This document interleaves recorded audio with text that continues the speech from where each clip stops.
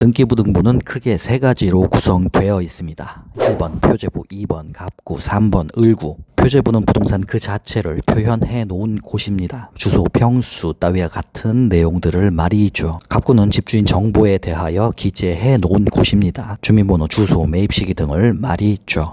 을구는 주로 담보대출 채권 최고액이 기재되어 있는 곳입니다. 이것이 등기부등본의 전부입니다. 아주 간단하죠. 바로 주의사항들을 살펴보도록 하겠습니다. 주거용인지 근린생활시설인지 확실히 파악이 돼야 합니다. 근린생활시설일 경우 주거용 법적 보호를 못 받을 뿐더러 보증보험 가입도 불가합니다. 소유자가 진짜인지 확인해야 합니다. 가짜 주인과 계약 체결해봐야 아무 소용없다는 것은 당연하니까요. 소유권 이전 청구권 가등기가 기재되어 있는지 확인합니다. 나중에 가등기에 기한 소유권 이전 본등기 청구가 들어오면 꼼짝없이 부동산을 넘겨줘야 합니다.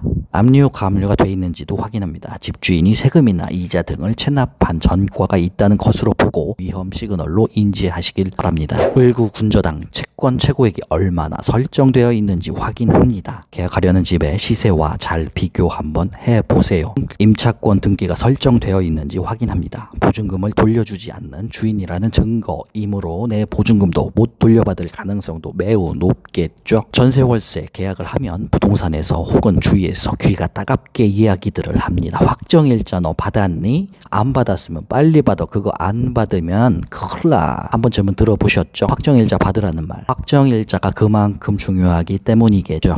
하지만 이것은 매우 잘못된 사실이며 확정일자만 믿다가는 보증금을 통째로 날릴 수도 있습니다. 정확한 사실은 확정일자를 받아도 그만, 안 받아도 그만입니다. 전세입자 철수는 9월 9일에 확정일자를 받고 9월 12일에 전입신고를 했습니다. 집주인 영희는 9월 10일에 대출을 받고 근저당을 설정했습니다. 철수는 보증금 보호를 받지 못합니다. 전입신고 일자가 대출 받은 날보다 늦기 때문이죠. 보증금을 날리고 열이 받은 철수. 전입신고는 빨리 해야 한다는 걸 깨닫게 되었고 또 다른 집에 계약을 하게 됩니다. 철수는 9월 9일에 바로 전입신고를 합니다. 옥경이는 9월 9일에 대출을 받았습니다. 철수는 또다시 보증금을 날립니다. 전입신고 효력은 다음날 0시부터 발생하고 저당권 효력은 당일 오전 9시부터 발생되기 때문에 철수의 법적 권리는 후순위로 밀려났기 때문이죠. 내 보증금 법적인 보호를 받는 것을 대항력이라고 하는데 확정일자는 대항력과 무관한 절차입니다.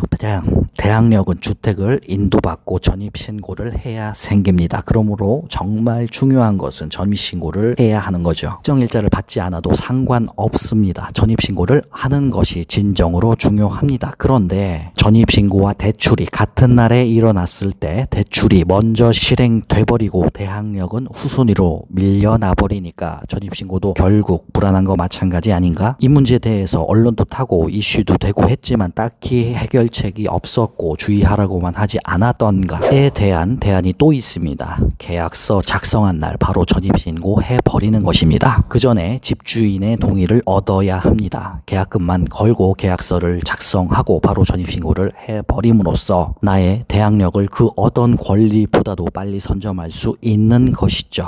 이 또한 깔끔하게 상황 종료. 여기까지 하겠습니다. 도움이 되셨다면 구독과 좋아요, 알람 설정 고고고.